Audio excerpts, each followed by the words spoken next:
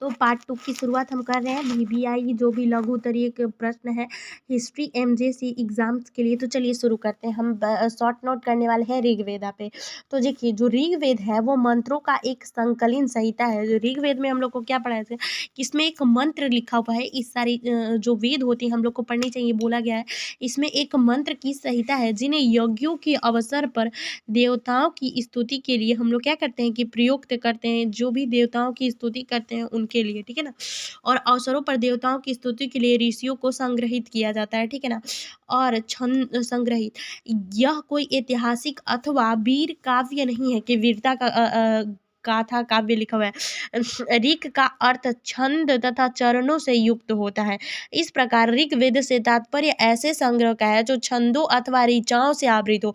इसमें जैसे कि किसी भी वीर की गाथा ये नहीं लिखेगी, इसमें मंत्र इत्यादि हैं इसमें, ठीक है ना। ऋग्वेद की अनेक संहिता बताई गई हैं जिनमें केवल सांकल संहिता ही संप्रति उपलब्ध है। संपूर्ण संहिता में मंडल तथा 1028 सूक्त हैं। कितने? 1028 सूक्त हैं, ठीक है ना। अनेक मंत्र हैं, अनेक तरीके के मंत्र हैं। ऋग्वेद की कितनी 5 शाखाएं हैं, शाक्य, वाप्य, बलायन, संखायन, मांडुका। इसका नामकरण विभिन्न ऋषि आश्रमों में विविक्त अनेक शिष्य संप्रदायों के आधार पर हुआ था। जब शिष्य संप्रदाय ने वेद के जिस अंग का अध्ययन किया उस अंग का नाम भी उसी शिष्य संप्रदाय के नाम पर रख दिया गया। ऋग्वेद के कुल मंत्रों की संख्या लगभग 10,600 है, ठीक है। और कई मंत्रों की में उच्च कोटि की काव्यात्मक प्रतिभा दर्शन भी देखने को मिलते हैं। देखो जो ऋग्वेद है ना उसमें हम लोग को क्या पता चलता है कि उसमें जो है किसी की भी वीर गाथा जैसे कि रामायण महाभारत में कल्चरल वो सब नहीं, इसमें मंत्र, छंद, श्लोक, इन सारी चीज़ों के बारे में बताया गया है। अब हम बात करेंगे अजुर्वेद क्या है। तो अजुप का अर्थ होता है यज्ञ। अतः अजुर्वेद संहिता में यज्ञों को संपन्न कराने के लिए उपयोगी मंत्रों का संग्रह किया गया है जिनका उच्चारण यज्ञ के अवसर पर अधुर्व पुरोहित के द्वारा किया जाता है। अजुर्व वेद कर्मकांड प्रधान है। इसमें यज्ञ करने की विधिया का विवरण मिलता है। अजुर्वेद के 2 भाग हैं, एक कृष्ण अजुर्वेद तथा शुक्ल अजुर्वेद। कृष्ण अजुर्वेद में छंदोबद्ध मंत्र तथा गदात्मक वाक्यों का विनियोग है, जबकि शुक्ल अजुर्वेद में केवल मंत्र ही है। इन दिनों की कई शाखाएं हैं। कृष्ण अजुर्वेद की मुख्य शाखाएं हैं तैत्तिरीय, काठक, मैत्रेयणी तथा कपिस्थल। शुक्ल अजुर्वेद की प्रधान शाखाएं मध्य दिन तथा काढ़ है। शुक्ल अजुर्वेद की संहिताओं को वाजसेन्य भी कहा गया है क्योंकि वाजसेनी के पुत्र याज्ञवल्क्य इनके दृष्टा थे। इनमें कुल 40 अध्याय हैं, ठीक है। अजुर्वेद की रचना ऋग्वेद के बाद होगी नहीं। अजुर्वेद की रचना ऋग्वेद सबसे पुराना है, ठीक है।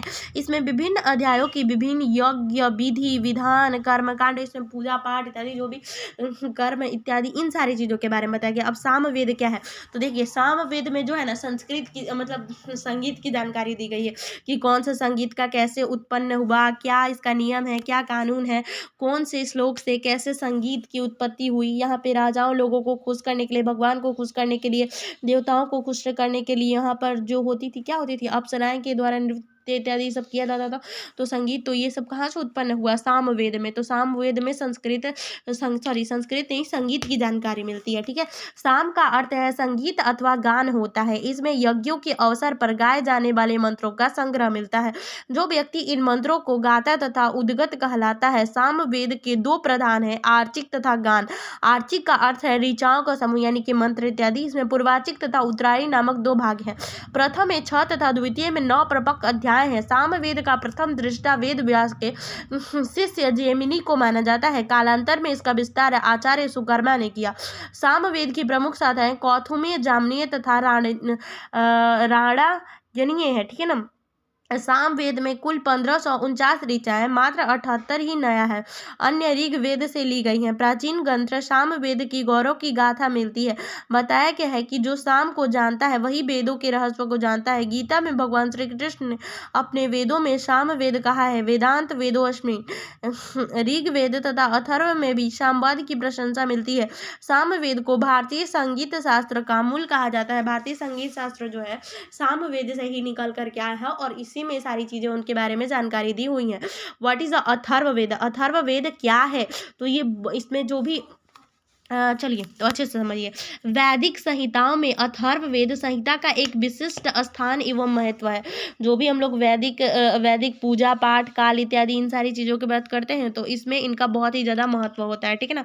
विशिष्ट स्थान एवं महत्व है, जहाँ ऋग्वेद आदि संहिताएं परलोक संबंधी विषयों का प्रतिपादन करती हैं, वही अथर्ववेद संहित लौकिक फल देने वाला भी है।